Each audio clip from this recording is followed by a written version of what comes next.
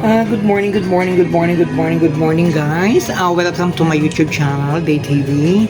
So guys, pag-usapan natin ngayon ang tungkol po sa let us say sa ano ni Sara Duterte, no, sa kanyang impeachment, kung ano pong mangyari talaga. Okay. So ako guys, pro katotohanan po ako guys, but you know, padating po sa ating safety dito sa ating bansang Pilipinas guys, para sa akin guys, hindi siya safety kasi maraming talagang mga addict ngayon guys. Oo, so remember guys, tingnan yung mga ano guys, may mga nakuha ng mga bata, I don't know kung totoo ba yan. And then in fact, kasama ko dito sa trabaho guys, hunungan siya upuan guys, van. So ano lang siya guys, naglakad lang siya guys, manicurista namin guys, pero isang van, black na guys. So tingnan mo, hindi safety guys.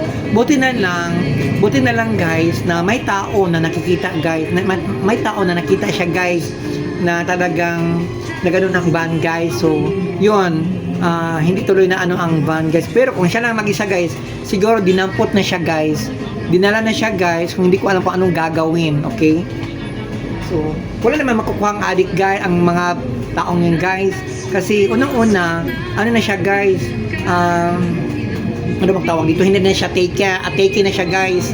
O meron na siyang FAM. Okay, hindi na siya available.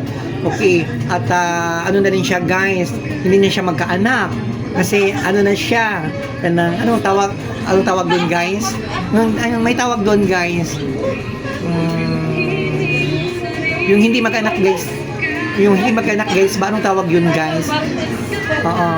So yun guys, so alam mo guys, dito sa kailangan talaga guys, kaya pala maraming mga checkpoint ngayon na alerto kasi tinitingnan nila na yung van na kung saan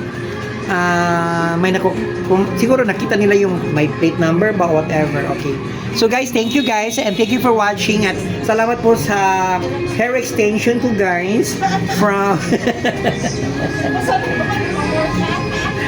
so dalawa ako na magkitistingan.